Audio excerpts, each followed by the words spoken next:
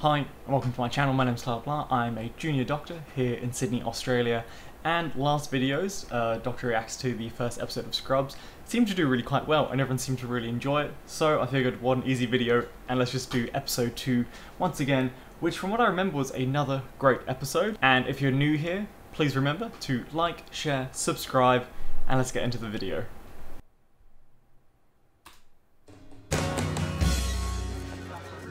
The human brain is remarkable.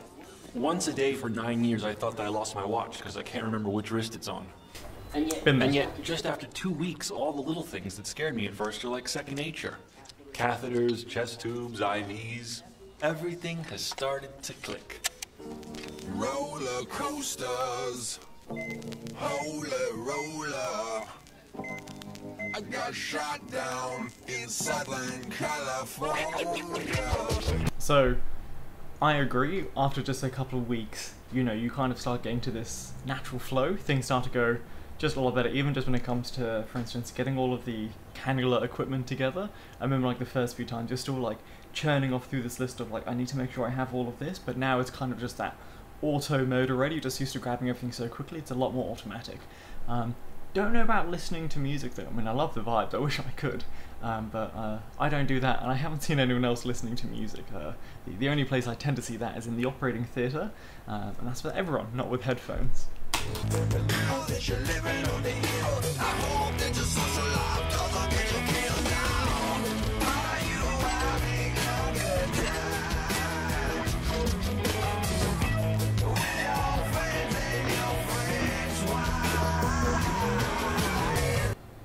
I've never seen rooms like that in a hospital where it's just windows going into each of the other rooms. I can't see the benefit of that other than just intruding into space. But I don't know. Maybe there are. Let me know if you know of a hospital like that.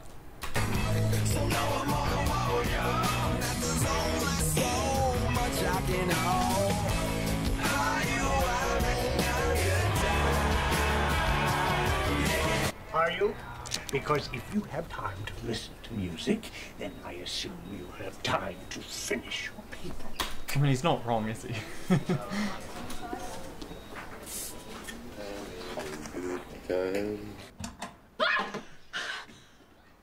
Creepy. I had a run-in with that nurse Carla yesterday. She pressed I checked don't on know the anyone stats with on the a patient, and then she gave me attitude about it. Dog like Would that. you tell on her or something? Who's responsible for this? She is. I don't remember. Yeah, that's definitely something you don't want to do. I know some people do sometimes do that in healthcare, I guess, play the blame game. But it's always, you know, very much it's the team base, you know? It's never one person made that mistake, it's just some things happened and mistakes were made, but it's never for the individual to really be blamed. At least that's the way I like to think about it. You know, it's always the team, it's never the individual. And Dr. Cox, we've really connected. I'm kind of like his protege. Let me see his chart. Copied and highlighted. Unfortunately, Radar, I'm fresh out of gold stars. Multi-lobar pneumonia at 31. How much does this guy smoke? I don't know. You realize, of course, it's your attention to detail that impresses me most. It's very true. But when you're working with certain bosses, you kind of learn exactly all the things they like to have done, and it's nice to always have everything ready so when they do come to review the patient, you've done the best that you can, but you do tend to forget. Yeah, I agree, something like smoking and alcohol, sometimes you forget to ask that question and have that information. And yeah, they are kind of like, why did you not ask that bloody question?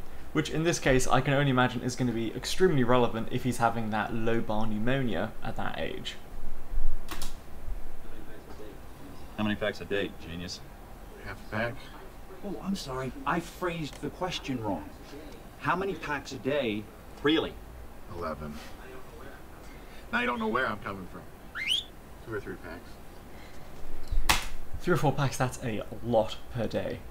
Interestingly though, when we do ask that question, it's never phrased in the way that you're wanting to know, like, you know, tell me it, and then you're questioning it to be real. One of the tools that we would use is, when we're asking a question, we will give the number to kind of set a standard to which they then kind of answer around. So we wouldn't normally re-question something like that. Well, let's hear it. Oh, I don't smoke. 0 packs. What test have you ordered? Oh, I know. I was totally kidding with you. He was. We're all in on it. I like Will. That actually makes this harder. I ordered blood cultures and a high-resolution CT. Well, what are you looking for? Cancer. When you say the word cancer, every person reacts the same way. Excellent. Not like that. I think the one thing, say if you are looking for cancer, having been the person receiving that news as they're looking for cancer, as well as perhaps now being on the other side thinking that, you know, we are looking for that as well, it's never normally just that punch of a line, you know, cancer. It's more so that you will tend to say, based on this presentation and this, one of the things we need to make sure that we look at is going to be, for instance in this case, lung cancer. You know, you tend to kind of build up this picture a lot better and communicate it a lot better. As I said, once again, from my personal experience, no one ever was just like, bam, cancer. It tends to be a bit more explained, a bit more gradual, which I think is just so much better for communication at least.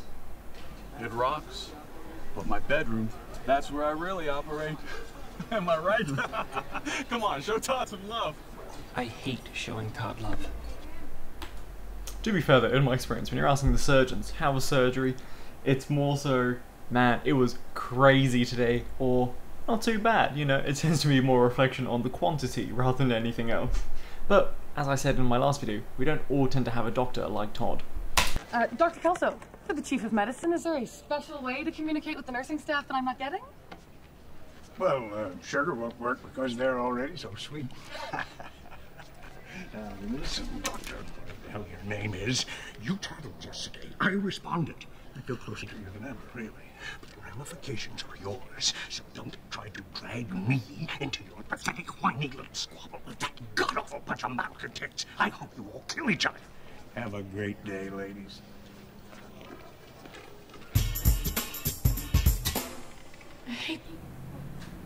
I mean, while I don't agree with what Dr. Kelso said entirely, you know, still being a bit rude.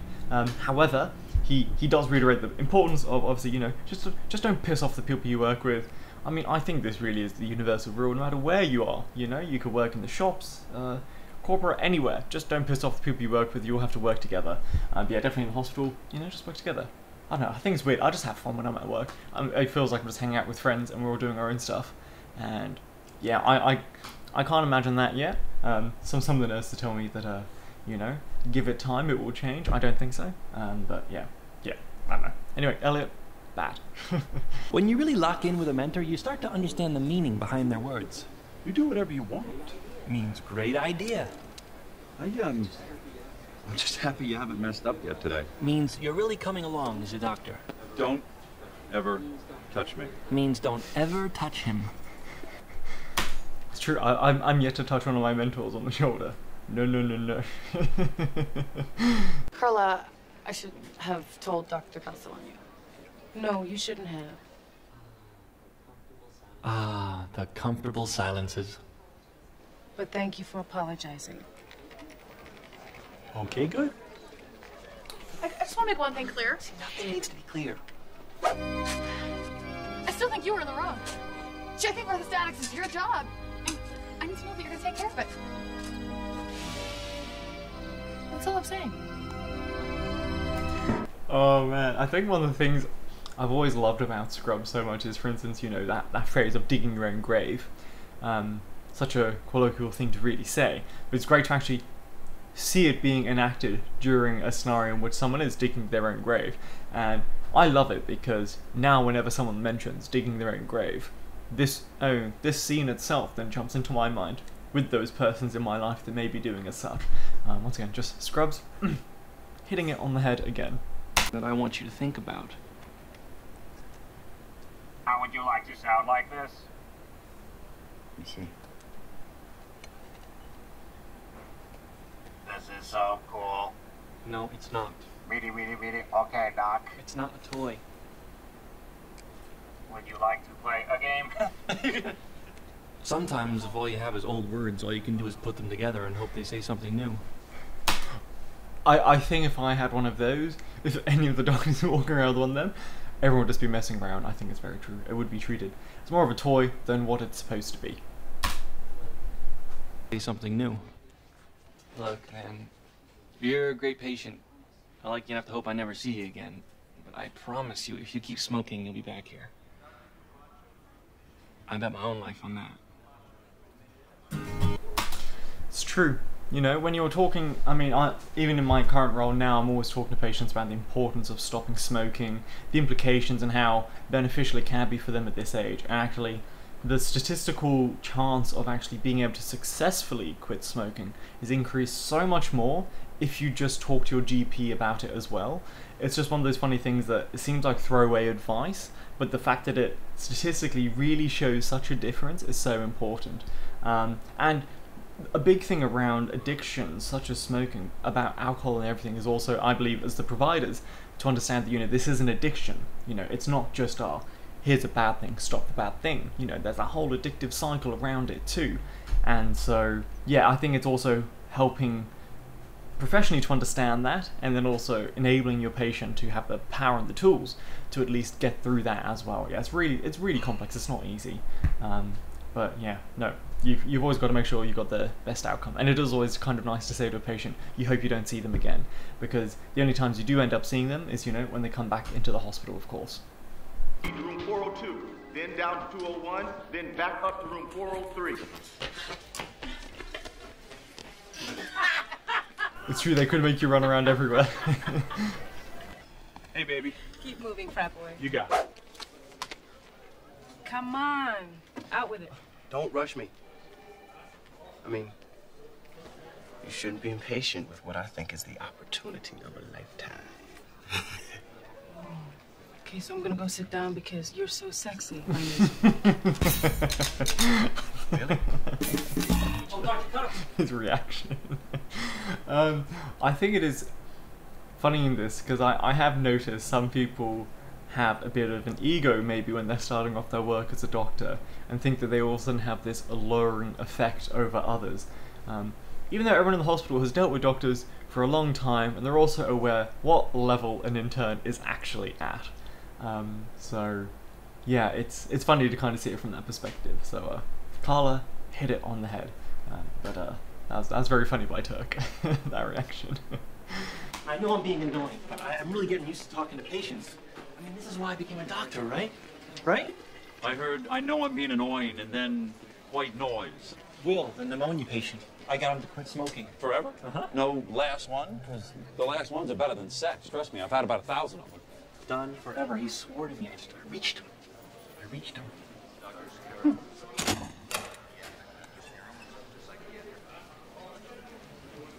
You're having a big day there, Susan.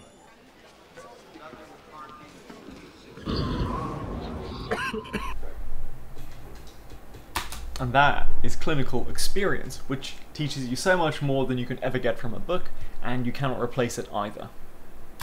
Private party.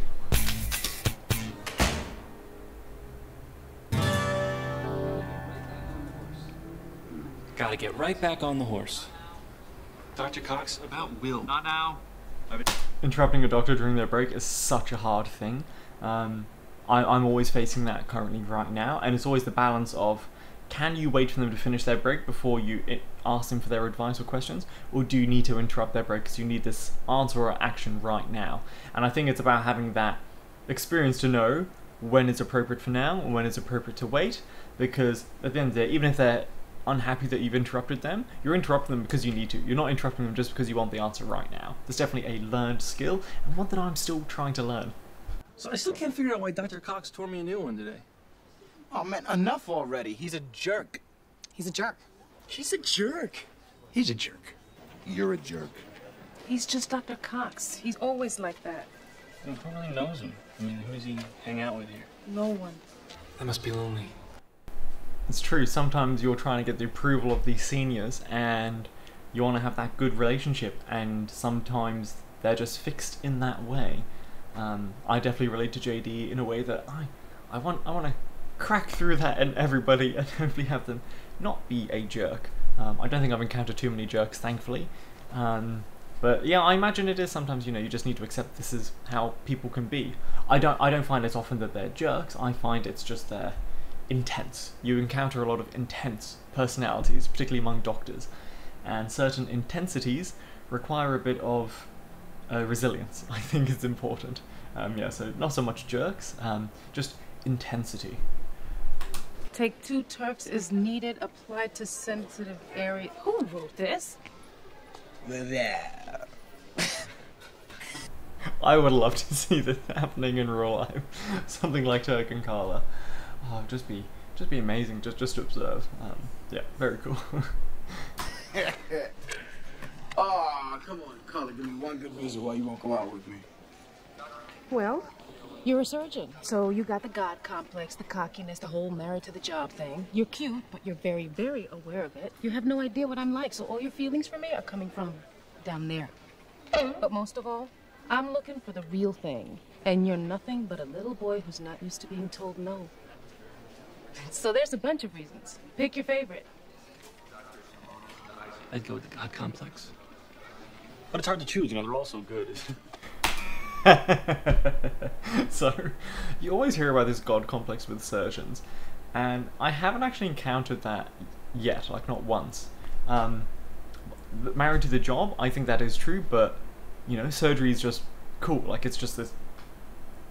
it's just cool. Like, it's really amazing to think that you can do this day in, day out as your job. It's just in itself such a cool thing, so I can understand that.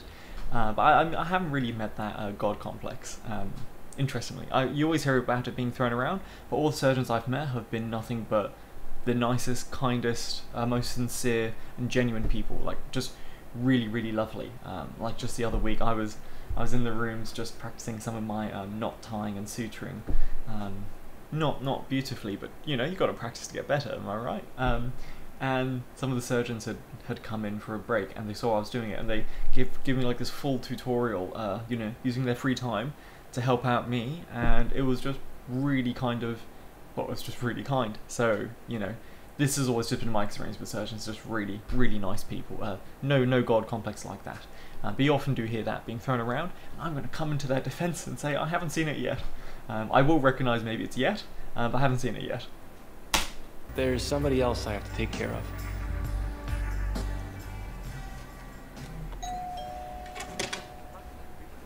I know that watching Will slowly kill himself hurts you too. That's even harder if you don't have anyone to talk about it with. So when I got off work, I figured, you know, I was gonna pick up a few cold ones, right? And then maybe you and I, we'll talk it out. We'll just break the whole thing down, right? What do you say to that? Yeah, look, I don't know where my seniors live. I would never approach them like this outside of work. Even if you were carrying a pair of beers. Yeah, I mean, hey, good on JD for trying this, I guess. I'm sick of this. Everyone keeps ignoring me. I'm like a damn playground here. Please, don't look back at me when you're talking. Oh, Turk is always just such a good injection. I just wanted to say you're out of my doghouse. That was a great catch on that patient with meningococcus. Well, that actually wasn't me, sir. Carla noticed the rash in his legs. Well, that's fascinating. You could have fallen back into my good graces, and instead you passed the credit on to a nurse. How noble. I'll tell you what, I'll get the cafeteria staff to write, was it worth it, on a big cake for you. Station. This is the nurse's station. It is true though, I very much am about being honest, you know, if you find a good cat or anything like that, always attribute to who it is. Because I mean, well, that's just what it is, you know. If I think of a good idea, I will claim it, but if I don't, which in most cases sometimes I don't, you know, always a credit to who actually had that idea and that thought. Yeah, I think it just makes sense. Just the ligaments. Now, I think one of the really funny things here is when you're looking at Dr. Cox's apartment here, you can see it looks just like a hospital room. I mean, the table and the chairs, it's all so much like hospital equipment, which is kind of a comment on his personality, I suppose. I especially love the shelf filled with personal photos of your friends and family. And the personal shelf, I must agree, I don't display any personal photos around my place, so maybe that's we're a bit similar like that. She gave you full credit. I don't care. Too little, too late. Plus, I know why you're really here. So, I'm gonna put myself right here in that VIP section. So you can give me what you got. I was gonna tell you how I busted JD's chops the other day from wanting to be friends with the girl.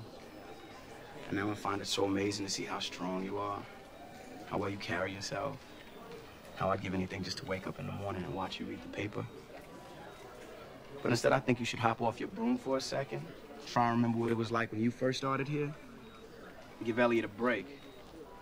Because she may be a chore, but she is a good person.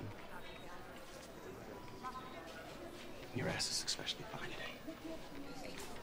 Pick me up tomorrow at 7.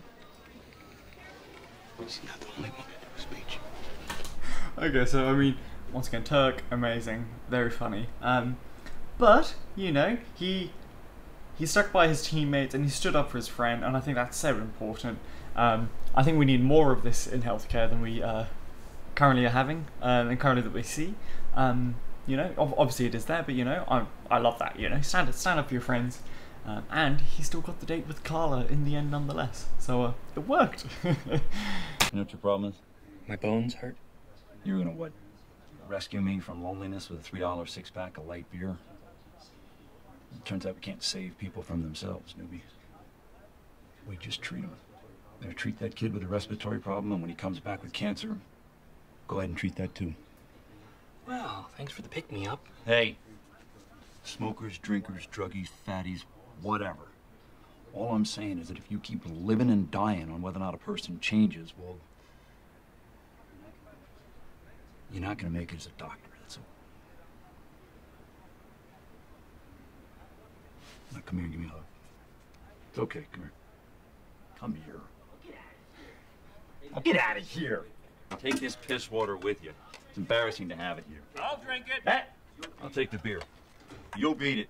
So, I think, you know, okay, so obviously the cuddle thing was funny, but onto Dr. Cox's point, it's not very true. Doctors don't just treat when diseases come up. There's so much more to it. Yeah, I mean, when it comes to the approach towards a disease, you know, you have primary, secondary, tertiary, quaternary approaches, whereby you involved in different stages of the disease. So obviously your primary, you know, you're actively treating and trying to cure the disease itself. But then you come down to, and that would be by your clinician, so a great example would be like the ICU doctor, you know, that direct intervention, particularly in something like a lung problem. However, you then have something such as your tertiary approaches, which is where you're preventing it within the community. This is done by our incredible GPs out, whether it's in the city, in the rural areas, that are finding those people that are at most risk and reducing that risk that could increase their chances of having these diseases. You know, that's your prevention. And then you even have quaternary, which is where you then have your public health doctors that are then involved in reshaping and structuring ways in which we can identify and pick up those that are at risk and addressing it even earlier. So, you know, being a doctor is so much more than just, you know, you just respond. Medicine is more than just reactive. Medicine is proactive as well. And so I think Dr. Cox was very wrong there. But I guess, you know, maybe from his perspective as just a doctor within a hospital who is really involved in that primary health intervention, you know, he is very reactive. But doctors as a whole, you know, there's such a spectrum. It's not even just doctors, it's everyone. You know, everyone has a role throughout those parts.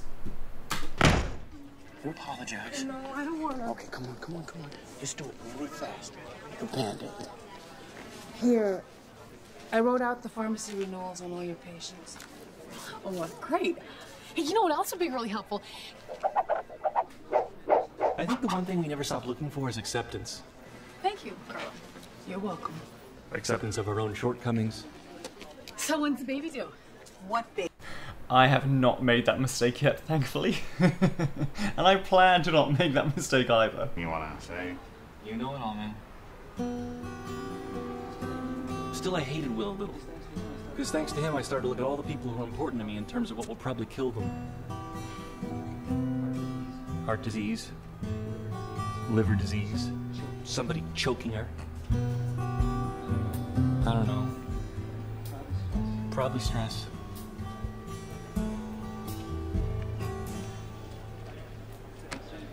Is there anything else, though? No. But you wanted to. Yeah, but you told me not. Jeez, JD, would you be a man? Look, if you can't stick to your convictions, you'll never make it as a doctor.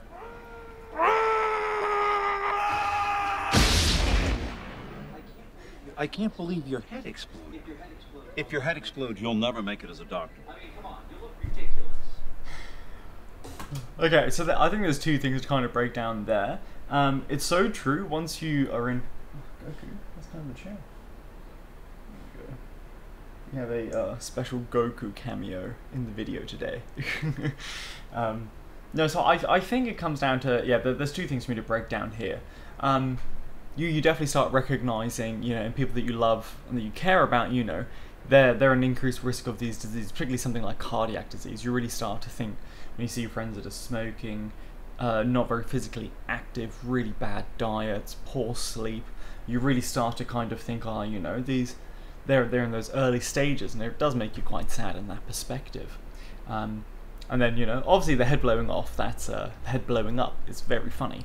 However, Dr. Cox's comment about how you'll never make it as a doctor if your head blows up, that is a part of medicine I think that is changing for the better, but is not changed enough, and that is that it's kind of this toxic culture of you need to go through it to get through it, which I'm not sure is entirely true anymore.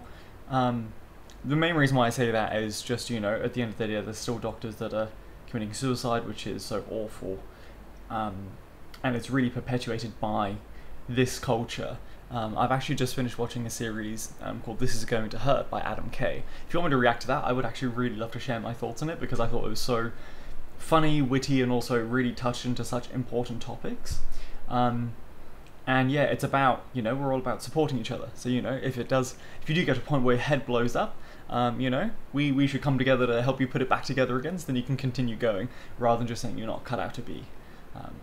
That's just my take on that. You know, we're all in this together. So I'm very much about the team and supporting each other during all of this. You know, that's my role, is to support everyone that I can.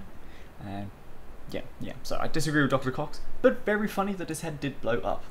And that is the end of the episode. So I really hope you enjoyed watching this one again. Once again, I'm really enjoying doing these React videos. The channel seems to be enjoying them too. Maybe it's just the algorithm, but they're very, very fun. If you want me to do more Scrubs, comment down below. If you'd like me to do This Is Going to Hurt by Adam Kay, which I think would actually be really fun to react to, comment that down below as well. Or anything, you know, House, Grey's Anatomy, The Good Doctor, there's a lot of TV doctors. Otherwise, I will see you all in the next video. If you haven't already, like, share, subscribe, always throw a comment down below. I love just having a conversation with you, and I will see you all in the next video. Thanks guys, bye!